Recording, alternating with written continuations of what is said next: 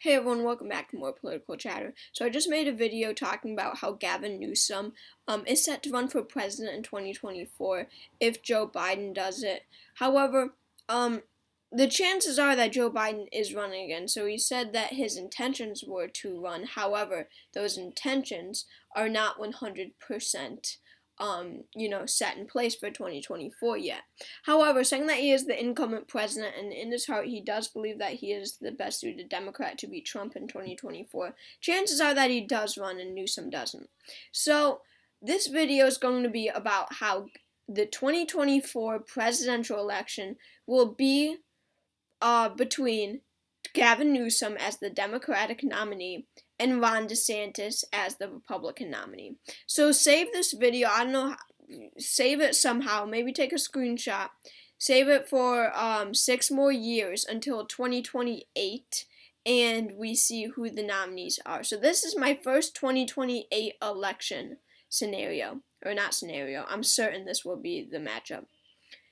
So Gavin Newsom, as I just said, I just made the case for how he will likely not be the 2024 nominee. And besides, he still has to face a primary against Harris and possibly Buttigieg if Biden does step down. He does have a great shot at beating both of those people, but still, that's something else to add. So come 2028, Gavin Newsom will still be much younger than Joe Biden. He will be still a relatively young guy for a politician. I mean, not that young, but still, younger than most politicians. And he will really be able to, unless there's who can tell who else will be running then. There could be a whole new political movement. However, he will, I believe, be able to capture a lot of young voters in the Democratic primary.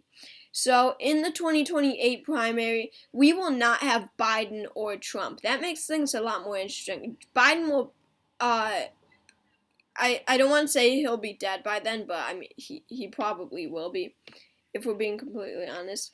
And Donald Trump could also be dead by then.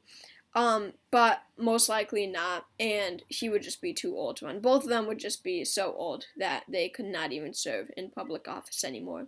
So that leaves the primaries completely open. So let's start off with the Democratic primary. So Newsom will finish his term as California governor, his second term, in 2020. He'll finish in 2026. So that gives him a 2-year period for a presidential run. He could, right after he finishes his term as governor, he could start his second term as governor. He could start his presidential campaign. That's actually perfect timing for Governor Newsom. And if we're looking at the primary, Harris could definitely be someone who runs. However, if we're going to 2028, I don't see her winning. I think that by 2028, everything about her will be kind of old and aged, and she won't be very exciting at all. She's already extremely unpopular. Where even is she on this list? Did she decline, maybe? But anyway, as I was saying, but I don't think that she would do well in 2028, just because it is, her message would kind of be very, very old by then, and Newsom would be more of a fresh voice in the primary because he hasn't run for president already. Harris ran in 2020 8 years ago. If we're talking 2028, that's 8 years ago. She's been vice president for 4 years or possibly 8 years, but yeah. So let's go through the potential candidates for 2024. Again, this is just 2024 list. Eric Adams, he's pretty unpopular, he's not running. Buttigieg I really could see as a potential Newsom competitor, however in a primary, because both of them would win a lot of young voters. But if we're going down to it, Newsom would win against Buttigieg, probably by a large margin. Buttigieg isn't winning a single vote in the South. Newsom is winning all the South. He's winning California. He's winning the West. All Buttigieg is winning is potentially some Rust Belt states, maybe like a couple of northeastern states like Massachusetts and Rhode Island. But honestly, no, Newsom would sweep the Northeast too. Roy Cooper, pretty old by then.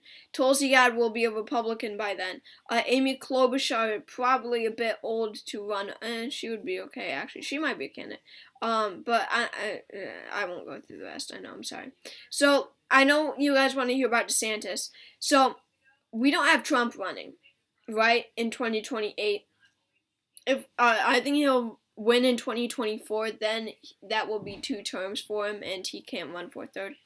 So there's that. So this leaves the field wide open.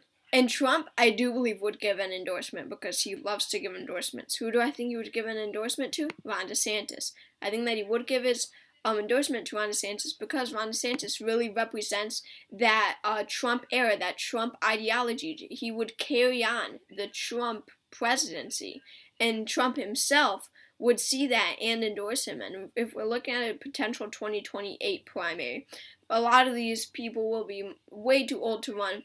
We're possibly seeing Will Hurd run, Ben Sasse run, Marco Rubio won't, Francis Suarez run, possibly Glenn Youngkin.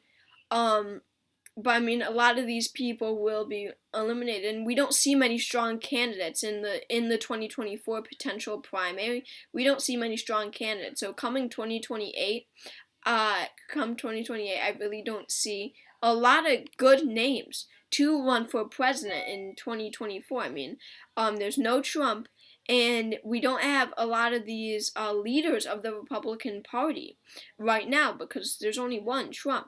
But we do have one, Ron DeSantis. I do think that he would kind of be the person that the Republicans will nominate in 2028. So that is why I do believe that the 2028 election will be between Newsom and DeSantis. I think that will be the matchup. I do see Andrew Yang potentially running in 2028 from the Forward Party. The Forward Party is not running anyone in 2024. And 2028 would be the year that they would run a presidential candidate. So I will upload a map of DeSantis versus Newsom in 2028 next. And because I didn't pull it up now, but I did think of that idea right now, and I do want to do that. I think that would be interesting. So yeah, so you can see that map. So thank you all for watching this video. Make sure to subscribe. You know the deal. Drop video ideas down below, and I'll see you all next time.